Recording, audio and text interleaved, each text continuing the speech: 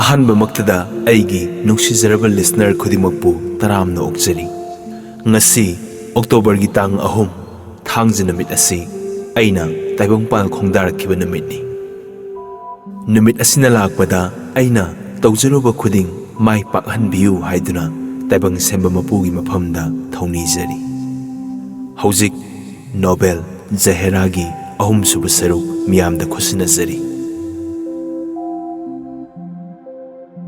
ꯃꯩꯅꯨꯡꯗꯒꯤ ꯂꯧꯊꯣꯛꯂꯒ ꯁꯥꯗ꯭ꯔꯦ ꯍꯥꯏꯔꯕꯗꯤ ꯃꯩꯕꯨ ꯁꯣꯛꯎꯕꯒꯤ ꯑꯋꯥꯕ ꯀꯔꯤꯒꯤ ꯑꯗꯨꯛ ꯌꯥꯝꯃꯨꯒꯗꯒꯦ? ꯀꯥꯏꯅꯕꯒꯤ ꯑꯋꯥꯕꯕꯨ ꯂꯝꯕꯤ ꯂꯝꯁꯥꯡ ꯆꯨꯝꯂꯣꯏ ꯍꯥꯏꯔꯕꯗꯤ ꯅꯤꯡꯅꯕꯕꯨ ꯀꯥꯏꯅꯕꯗ ꯀꯔꯤꯒꯤ ꯂꯨꯔꯨꯒꯗꯒꯦ? ꯂꯩꯒꯤ ꯂꯩꯔꯤꯛ ꯃꯀꯨꯞ ꯃꯀꯨꯞꯄꯨ ꯅꯨꯡꯁꯤꯠꯅ ꯄꯨꯔꯛꯏ꯫ ꯅꯨꯡꯁꯤ ꯅꯨꯡꯁꯤꯗꯦ ꯍꯥꯏꯕꯕꯨ ꯁꯣꯔꯗ ꯇꯤꯜꯂꯒ ꯅꯥꯇꯣꯟꯅ ꯈꯪꯕ ꯉꯝꯃꯤ꯫ ꯑꯄꯥꯝ ꯅꯨꯡꯁꯤ ꯅꯤꯡꯅꯕ ꯀꯧꯕ ꯍꯩꯔꯥꯡ ꯂꯩꯔꯥꯡꯕꯨ ꯀꯔꯝꯕ ꯅꯨꯡꯁꯤꯠꯅ ꯍꯨꯝꯕꯒꯦ? ꯀꯔꯤ ꯄꯣꯁꯛ ꯑꯣꯏꯗꯨꯅ ꯃꯥꯒꯤ ꯊꯃꯣꯏ ꯂꯀꯥꯗ ꯇꯤꯜꯂꯨꯕꯒꯦ? ꯀꯔꯝꯕ ꯄꯣꯁꯛꯇ ꯇꯤꯟꯗꯨꯅ ꯊꯃꯣꯏꯕꯨ ꯅꯤꯡꯅꯕ ꯃꯩꯁꯥ ꯂꯥꯡꯍꯟꯕꯒꯦ? ꯅꯤꯡꯅꯕ ꯍꯥꯏꯕ ꯑꯁꯤꯕꯨ ꯀꯔꯤ ꯄꯣꯠꯅ ꯁꯥꯕ ꯀꯔꯝꯕ ꯄꯣꯠꯅꯣ? ꯕꯤꯒ꯭ꯌꯥꯅꯤꯛꯁꯤꯡꯅ ꯄꯣꯁꯛ ꯑꯁꯤꯕꯨ ꯂꯦꯞꯅꯕ ꯍꯣꯠꯅꯕꯤꯔꯤꯒꯗꯕ ꯅꯤꯡꯅꯕꯒꯤ ꯂꯩꯅꯥꯗꯤ ꯃꯥꯏꯕꯅ ꯈꯪꯗꯦ, ꯄꯥꯟꯖꯤꯅ ꯎꯗꯦ꯫ ꯑꯁꯤꯅ ꯕꯤꯒ꯭ꯌꯥꯅꯤꯛꯁꯤꯡꯅ ꯄꯨꯊꯣꯛꯅꯕ ꯂꯝꯕꯤ ꯈꯪꯒꯅꯤ ꯍꯥꯏꯕ ꯊꯥꯖꯗꯦ꯫ ꯌꯣꯠꯆꯥꯕꯤꯅ ꯌꯣꯠ ꯄꯨꯝꯅꯃꯛꯄꯨ ꯆꯞ ꯃꯥꯟꯅꯅ ꯆꯤꯡꯁꯤꯜꯂꯤ꯫ ꯑꯄꯥꯝ ꯅꯨꯡꯁꯤꯗꯤ ꯃꯊꯣꯠ ꯀꯥꯔꯛꯄ ꯊꯃꯣꯏ ꯄꯨꯝꯅꯃꯛꯄꯨ ꯆꯞ ꯃꯥꯟꯅꯅ ꯆꯤꯡꯁꯤꯟꯗꯦ꯫ ꯇꯥꯏꯕꯪ ꯄꯥꯟꯕ ꯑꯁꯤꯒꯤ ꯈꯨꯗꯣꯡꯊꯤꯕ ꯄꯥꯛ ꯆꯥꯎꯈ꯭ꯔꯕ ꯇꯥꯝꯈ꯭ꯔꯕ ꯂꯝꯗꯝꯗ ꯁꯥꯠꯈ꯭ꯔꯕ ꯅꯤꯡꯅꯕ ꯂꯩꯔꯥꯡꯕꯨ ꯐꯖꯩꯗ, ꯑꯗꯨꯕꯨ ꯍꯦꯛꯎꯕꯗꯤ ꯑꯋꯥꯕꯅꯤ꯫ ꯑꯋꯥꯕ ꯄꯨꯉꯝꯗꯕ ꯃꯊꯣꯠ ꯀꯥꯔꯛꯄ ꯃꯥꯒꯤ ꯅꯥꯀꯣꯡꯗ ꯅꯤꯡꯅꯕꯕꯨ ꯐꯖꯩ ꯍꯥꯏꯅ ꯃꯥꯒꯤ ꯒꯨꯟ ꯁꯛꯎꯕꯗ ꯑꯃꯥꯡꯕꯅ ꯍꯦꯟꯕꯅ ꯐꯖꯩ ꯍꯥꯏꯅ ꯊꯥꯅꯤꯡꯗꯦ꯫ ꯋꯥꯔꯛꯅꯕ ꯆꯩꯕꯨꯟꯅꯤ ꯍꯥꯏꯗꯨꯅ ꯀꯤꯅꯅꯕ ꯎꯠꯂꯨꯕꯗ ꯃꯃꯤꯠ ꯇꯥꯡꯕꯒꯤ ꯂꯝꯕꯤ ꯆꯤꯡꯅꯕ ꯑꯣꯏꯅ ꯊꯣꯛꯇꯨꯅ ꯆꯩꯗꯣꯟ ꯄꯥꯏꯗꯨꯅ ꯂꯥꯛꯄꯤꯒꯕ꯭ꯔꯥ ꯃꯈꯣꯏꯕꯨ ꯂꯝꯃꯥꯡꯅꯒꯅꯤ ꯍꯥꯏꯅ ꯀꯤꯕꯅ ꯀꯂꯝ ꯄꯜꯂꯤ꯫ ꯄꯨꯛꯅꯤꯡꯒꯤ ꯑꯀꯟꯕ ꯌꯨꯝꯕꯤ ꯌꯨꯡꯗꯨꯅ ꯅꯣꯡꯗꯣꯟ ꯈꯦꯠꯅꯕ ꯁꯥꯔꯕ ꯂꯩꯆꯤꯟ ꯈꯦꯠꯅ ꯋꯥꯡꯂꯕ ꯅꯤꯡꯊꯤꯔꯕ ꯐꯨꯔꯥ ꯗꯂꯥꯟꯒꯤ ꯃꯥꯕꯨ ꯅꯤꯡꯁꯤꯡꯅꯕ ꯃꯟꯗꯤꯔ ꯃꯇꯣꯟꯗ ꯍꯥꯞꯄ ꯁꯔꯤꯛ ꯑꯗꯨꯕꯨ ꯑꯋꯥꯡꯕꯗ ꯁꯤꯠꯄ ꯅꯨꯡꯁꯤꯠꯅ ꯂꯦꯡꯕꯗ ꯁꯔꯤꯛ ꯃꯥꯒꯤ ꯃꯈꯣꯜ ꯇꯥꯔꯒ ꯄꯨꯛꯅꯤꯡꯗ ꯅꯨꯡꯉꯥꯏꯕ ꯊꯧꯅꯥ ꯐꯕꯒꯤ ꯊꯧꯏꯟꯁꯤꯟ ꯄꯤꯅꯩꯗꯤ ꯍꯥꯏꯕꯕꯨ ꯅꯦꯄꯣꯂꯤꯌꯥꯟꯒꯤ ꯅꯤꯡꯕ ꯊꯨꯡꯗꯕ ꯃꯄꯨꯟꯁꯤꯕꯨ ꯅꯤꯡꯁꯤꯡꯉꯨꯕꯗ ꯋꯥꯗꯕ ꯉꯝꯅꯗꯦ꯫ ꯑꯄꯥꯝꯕꯒꯤ ꯃꯥꯏꯀꯩ, ꯅꯨꯡꯁꯤꯕꯒꯤ ꯈꯣꯡꯒꯨꯜ, ꯄꯥꯝꯃꯨꯕꯒꯤ ꯃꯄꯥꯎ, ꯅꯤꯡꯅꯕꯒꯤ ꯐꯤꯒꯩ ꯇꯥꯟꯅꯕꯗ ꯃꯊꯣꯠ ꯀꯥꯔꯛꯄ ꯀꯌꯥ ꯄꯨꯉꯝꯗꯕ ꯑꯋꯥꯕ ꯈꯥꯡꯗꯨꯅ ꯄꯨꯟꯁꯤ ꯃꯇꯣꯜ ꯂꯣꯝꯅꯈꯤ꯫ ꯃꯥꯒꯤ ꯃꯄꯥꯎꯅ ꯁꯥꯍꯤꯇ꯭ꯌꯒꯤ ꯃꯆꯥꯛ ꯑꯣꯏꯗꯨꯅ ꯂꯩꯍꯧꯏ꯫ ꯇꯥꯡꯅ ꯄꯣꯛꯄ ꯃꯤꯑꯣꯏꯕꯒꯤ ꯃꯄꯣꯛꯄꯨ ꯃꯊꯣꯠ ꯀꯥꯔꯛꯄ ꯃꯩꯅ ꯀꯥꯗꯨꯅ ꯅꯤꯡꯅꯕ ꯂꯩꯔꯥꯡꯒꯤ ꯂꯩꯆꯟ ꯑꯣꯏꯗꯨꯅ ꯃꯥꯡꯍꯟꯅꯤꯡꯗꯦ꯫ ꯑꯋꯥꯕꯒꯤ ꯃꯔꯨꯝꯗ ꯀꯣꯏꯅ inba nungaiba, amambagi ngamkhaida leiba anganbagi masek adu uttuna chingsinbadi pamudare.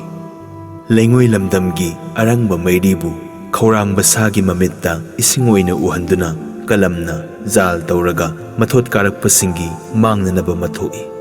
Maduna sahitya samalochaksingi gunna hapada matai. Mayol lawbada mapram adu soktaba yadabagi sokpani. Lairik iba mina jibagi phatanaba khak iningba haunade. Jiba oina pokpadi thamko pumnamakni. Napidagi lai fauba nomdana phangba mathot karakpa haiba lan asibu phangdana punsi matol lomkhigani haiba asidi bidhatagi khatada thengnade. Ningnabagi leirangbu khudong thibada lamdam tamna satpani haikhare. Tawigumasung adumnadi oibabu atangbadi natte. Mathot karakpa pukaigi sangaba numittagi sendur teiba sel oiraduna sengau sangba sel oiraduna sengau mayolda leiraba pujada yauraba ningnaba lalni khwaina khangnaraba ngakni khangaba wabu hanna hanna ngangbagi maithibagi akiba masupoi. Kunjona mama anabagi sebada ahing nungthil mikup amata thadoktuna taurai. Asini yasankhiduna khongkap amata thangdokpa yakhidare. Magi wari safam haibasi Jamini kauba marup sakpa lekai gi mayamba amadagi henba leitare. Jamini tangdi ayuk amuk numidang amuk lagtuna kunjo mama asigi anabagi phibam karam tauribagi haiduna hangbi amasung yengbi. Anabagi seba haibasi taret leire taret tara leire tara changlibani. Asibu kunjo matomtana seba tauzabada samna mafai ama phauba hodana nomzari. Waraugabada ahal hairibani. Asigi mathakta narabani. Asibu masagi sebada pukning thongi. Kunjo na Jaminida ngahak ngahak wari anauba ama itatatana sai. Kunjo gi mawa asida Jamini asi ingak ngai. Hindu ga pangan ga si yengthina batai. Bharat ki mafam khudingda ani asi khatnai ta haibasi karinano masidana Bharat ki mangnanabu oire. Ani asi tinaba yamak yaroidra haibasidagi ngangba hawi. Bharatta Hindu na palambadagi pangal na tarakpa pangan na ningthau oikiba pumnamak asigi wari pumnamaksu yaure. Mamayda Hindu pangan da ongba Rajput nupigi wari pumnamak asi sanarakpada numit kharagi manungda wari asi leisalaktre. Wari asi numit khutingi kunjotana hodoi. Hindu ga pangan ga si mari leinaba nat ki wari phauba pairakle. Durgesh Nandinida Ayasagi S Bandi Amar Pranesor haiba thawai soklaba wahai pareng asida wari ki aroiba oirakle. Nongma ninitagi thabak nattare. Ayasagi wari asitana tha manga tara sujilakle. Kunjona hairai. Hindu ga pangan ga ani asita samin thaminaba magnatrabasu sokna panana tina khonraba sibu mayararoidra ta Jamini. Jaminina yararoi. Kunjona karige. Jaminina horpham tinade lamsat tinade chinjak tinade karamna tinaba yarakhigadage. Kunjona tinaba yade haibada natana mangi haiba manapsin biribadi karigino. Hindu budi Muslimana mangi haide. Jaminina tinaba yadrabadi khatnaba haune. Ngangna samnadrabadi madu thokdredana madukidamakta mangi haibani. Kunjona aduga ta Jamini mangi singi haibasidi maitai haiba ikhwesina khit mahenba maleda. Jaminina pangi tauribani singlaga maranaina toksakini. Kunjona ta Jamini pangana sibu amatanga ka sengtok lautokpa sibu mayararoidrane. Jaminina nungai de ibungo madudi aige abhyasa kari dahang iyamba khoina tamba yauba para koibada yoba lam natre nakoktum kairakani. Asi yobada kunjodo tumin laikre. Kunjoda yengduna Jaminina makha tarai. Nangbu marup mapang kanagumba sengdokningba leibrane. Kunjona wabu haibani. Miyoibagi santigi lambida maruda Hindu Musliman changduna nak yat lepnaduna yanariba sibu khalubada kapningdarane. Jaminina madudi singjang yonba hangmai khunba midum thengnakho. Nangido angang nachin makhuga nawa saumalle. Haujik anigi marakta mayada yasanchikpa babar bara ama yauri. Hindu Musliman ngasi heng tinaba arubani. Kunjodo metricni. Jamini di thainagi ancient hainaramba lisingamaga samapal supna manga ing adwaigi satrani. Lairabi mama anaba sigi seba leitabane. Masin manao ani sudabane college satre. Lairaba maza lairikta thawa yauba selection yaudi haibada mangaiba maram okpa kunjoni. Hakumda metric pass tawbani. Jamini di sahi panbu paningdare. Mama nabadi masu poklabani. Nupi ahanbagi adu khainabadagi akonba thirubadasu khudong isa sadaduna nupi mapal sure. Mayumda amata laite. Ani asi apangba amata yaude. Khabargi wadagi Bible Purangi wa atay itihas natak ngasi thunglaba magazine da yauba nahan Delhi da yaukraba adu phauba amuk hanangang narakle. Anaba mama adu tasin malaba duda mabukta Swadesh prem lagle. Mahaksu Hindu Musliman gi wa tabada sanalabadi nungai ganida hairai marak marakta. Kunjona mani ima haini khumjai. Asumna matam asi lele. Kunjo asi tumba hippa changlaktere. Nongma nongmagi wasalakpana henjalakle. Mamit kutle masu sanglakle. Sinta masak oiba masagi masak adu ubada mama anabi aduna hairai. Ibungo nangbu ngahak uiruge haibro. Asi haiduna marak-marakta itatatana mamana hai. Kunjona hoi ima haiduna sangki. Hekta mathurai. Mamana mo hairai. Kaidawragi na ibungo? Kunjona, Ima, karisu tawdi. Mangkondagi pot ama lausilugi haina khalamba mana maning thonglomda thoki. Sak thonggani haina tawrambadagi mamagi manakta kuire hai makai hekphamdoi. Mamana, Ibungo, nangbu sak thonggani haibadai. Haiduna phukhaukatuna sak thongki. Mamagi makhong hamnanaba khudeng lawba satkiba mana maroi mana khara hektuna sanglai. Masagi mataw asi ubada asolbi mama adu wabagi ngamkhai leiraktre. Masin manaw ani suba sunata mapa maton sukande. Masem amatang leizai lairaba imung amada thokhare. Masaya amduna awabada masaruk oiri.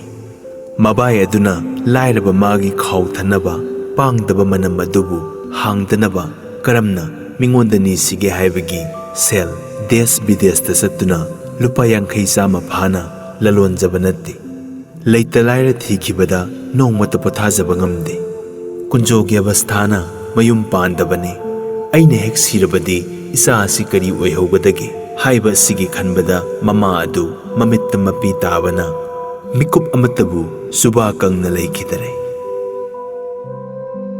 Machana mamagi mataw yengbada thamoi puba ngamde.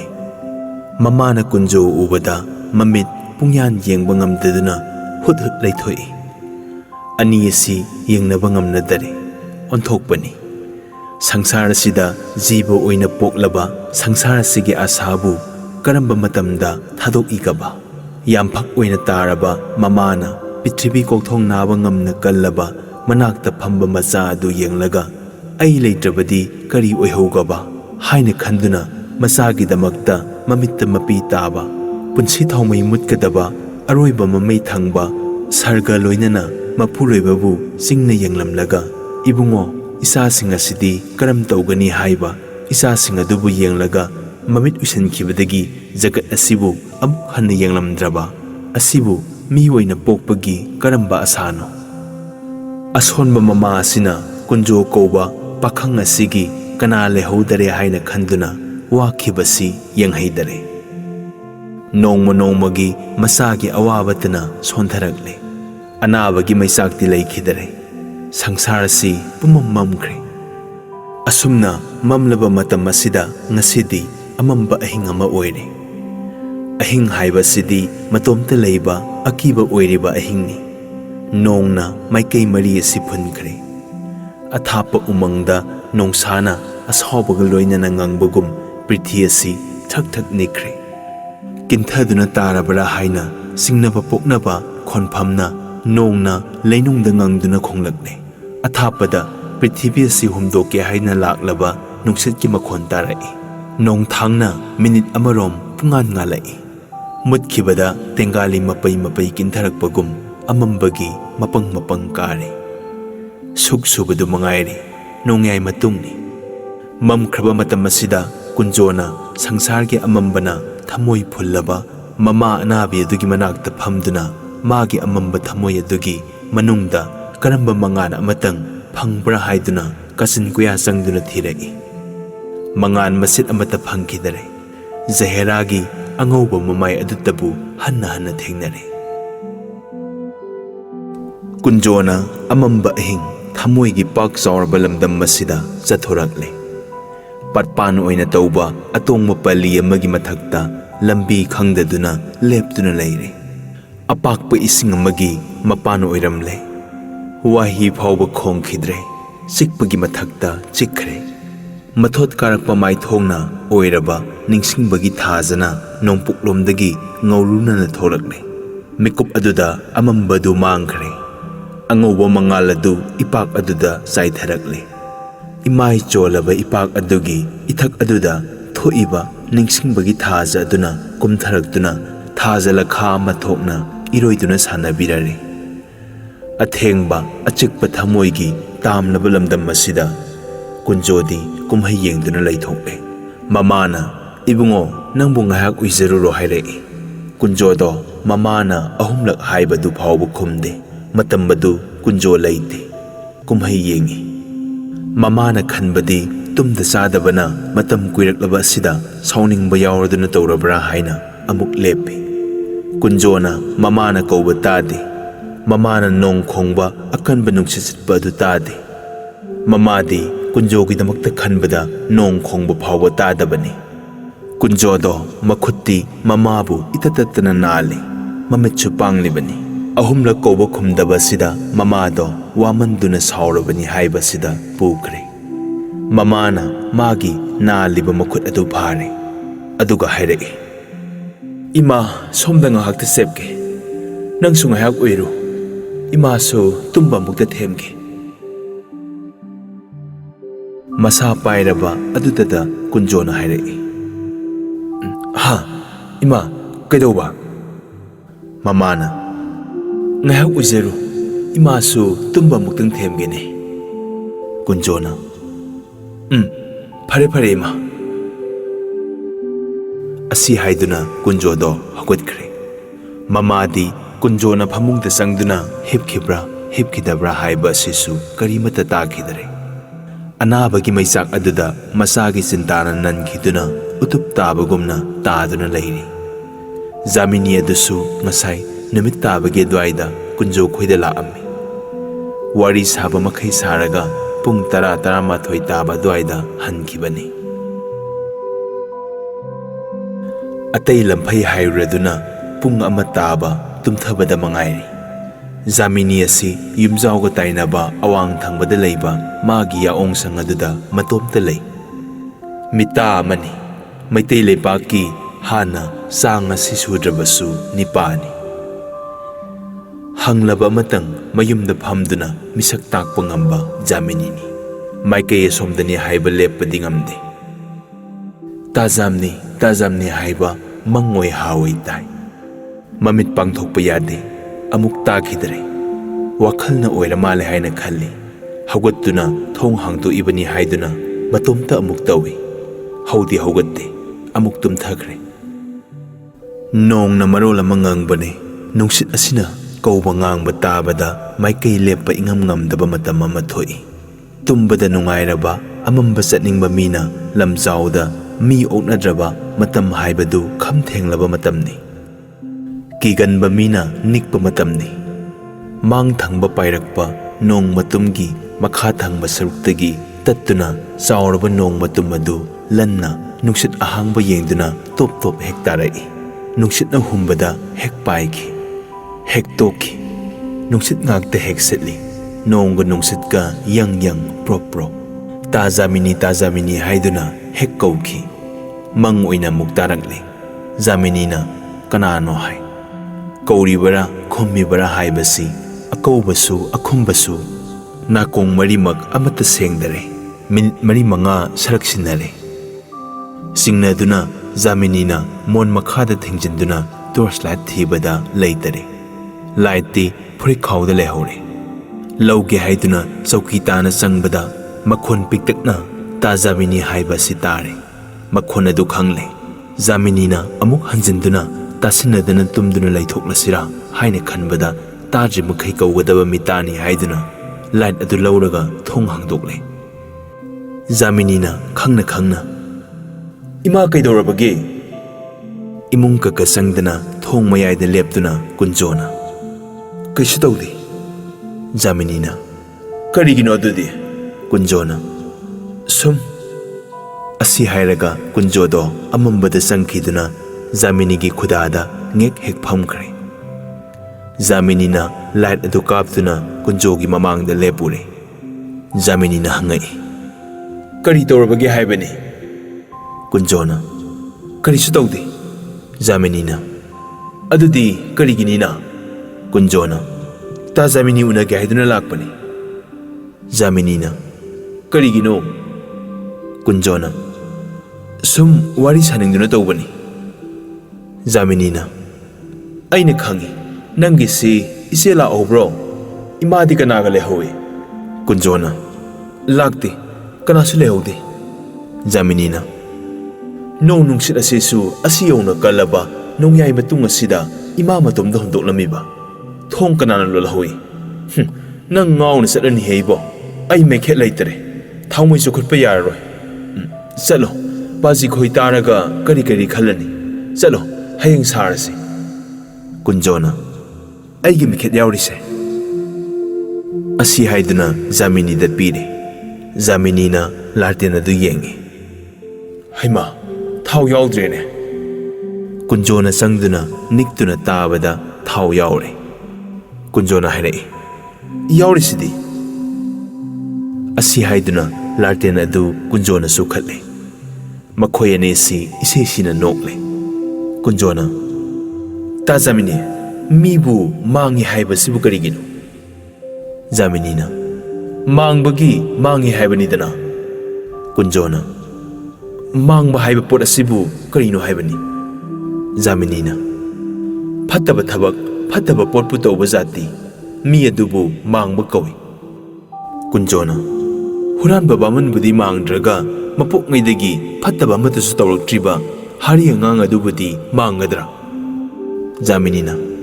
Makhoina kari tawbage haiba dudi nangdi khangbra. Kunjona. Khangi. Jamini na. Khanglabadi adu mangaidana.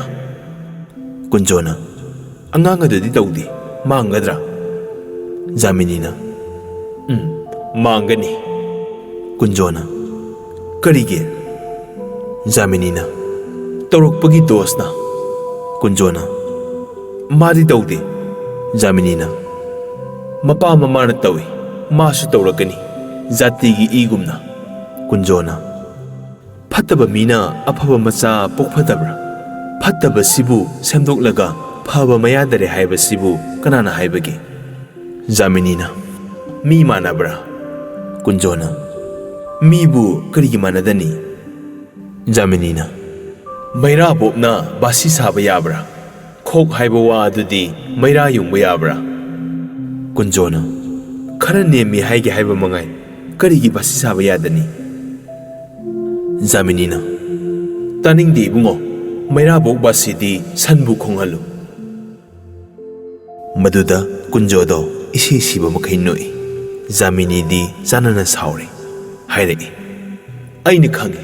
Nangna ningnibadu aina kari kanagadabano aremba wani haiduna nahan makai thawaina tabidabani. Yengdringaigi midai khitada leiton khita lengbada sahi 12 gi lam uriba Jamini ni nang khangdabra. Nakhoi naharona singjaba saba dudi para amanba sena segai khraba sinda puduna sahi 30 gi mamangda loi khrabani. Kari bukanagadaba nang mangjarage horabani. Haibiura. Asi haiduna Jamini na kunjoda yengi. Kunjona ikai boy nungai boy setha noi. Ahal laman tagani haiduna kaya khangi. Jamini di mai thokle. Jamini na. Nokano. Lamdam madwaida lairiba singado lupagi marup ngaktani. Nakhong namatang thangjilubada makhoi makhuta tarabani. Aindar ngaktani. Ainga sumbagadi yamna lapnabani khangune. Nang phagi ga tawrige mangduna tokadabani khangdraduna. Asi haiduna tumba kaibane kunjogi matau mabuk adu khanbada Jamini asidi sukngang ngangnaba yadare saure. Onthokpani miyoiba haibase thagatke thagatlu saigi sayu magi dharma magi aningba adutabu panthoklaga harawi. Saurabasu sauna Jamini bu wafam masi mathang ngangta ningduna saubana ngauraba Jamini adubu kunjona langnare. Haire. Ta Jamini thainagi misingna amani haujiki misingna amani thainagi Hanuman kalli haibaduni ta Jamini bu pangi haiba natida.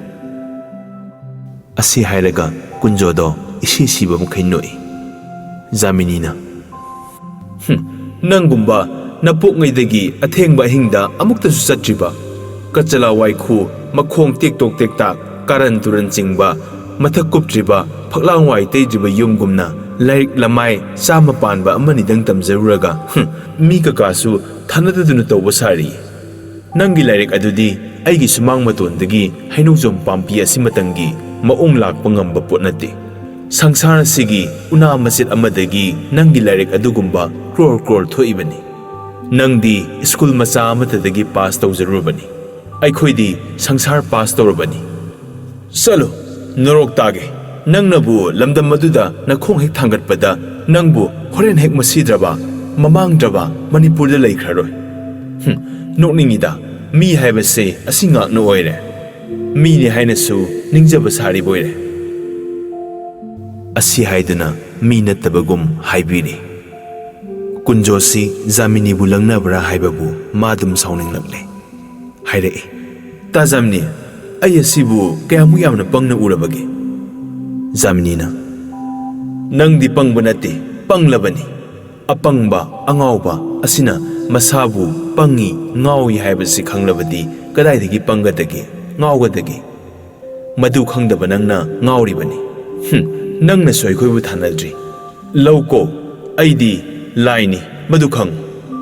Kunjona awoibani tajamni aidi manglaga mangle taraga tare mangba sengbagidi karisu khanbideda aina tajamini da thuktuna kanaba wanati marup mapang oina kaubada kaunarabasu aigidi mapok asimagi mahiyan jarabani haina khalle karam tawsige Jaminina madu ai hojik khumbanga moi anaba asonba ahal amabu maton to hundoklamduna warem ngangadabagi lakpa kari ohoromgani anabado mahapapi haibado nang ngasidagi pizet leitengba horabani nang wari saoko anaba hoduna ahal adu siramba yare nayum sagaiba asonba du tektuna nalambasu yai aisane asi haiduna satinama paiduna nongsu yamna kanna tare Jamini do mafi takhatuna sumangda light adu pairaduna chongthakre matam masidadi nuksit asi leina setuna